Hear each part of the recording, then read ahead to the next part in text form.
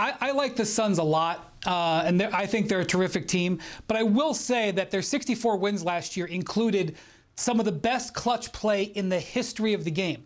They won so many games that could have gone either way.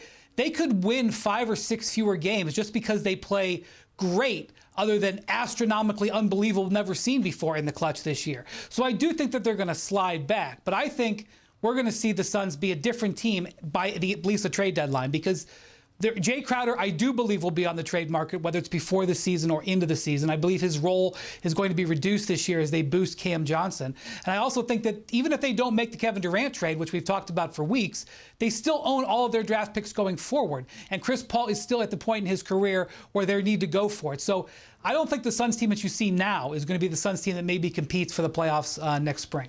Well, I'm a Wake Forest alum, so I'm always cheering for Chris Paul. But going back to the Clippers, healthy Kawhi Leonard, Paul George, but what else needs to happen for this team to, get to where we expect them to be, which, Tim, I know you said you feel like they could be number one. Health. It really just comes down to health. If Kawhi Leonard and Paul George are healthy, the Clippers, to me, are clearly the best team in the Western Conference. They spent this past year, while they didn't have Kawhi Leonard and Paul George missed a bunch of time, they spent this year stockpiling assets, trading for Norman Powell, trading for Robert Covington. They re-signed Nick Batum this offseason. They have built a deep, versatile team. They've got a championship-winning coach in Ty Lue.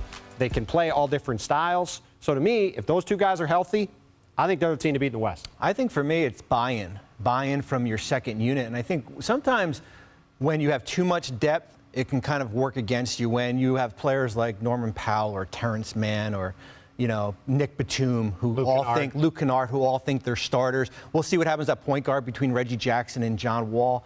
But on paper, we're going back to the paper. But on paper, this is the deepest team in the Western Conference here, and I think if everything lines up, they should be up there as far as 1 or 2. But it's going to have to be buy-in as far as from some of these reserves. Well, projections are projections, so still a lot to happen. Thanks for watching ESPN on YouTube. For live streaming sports and premium content, subscribe to ESPN+.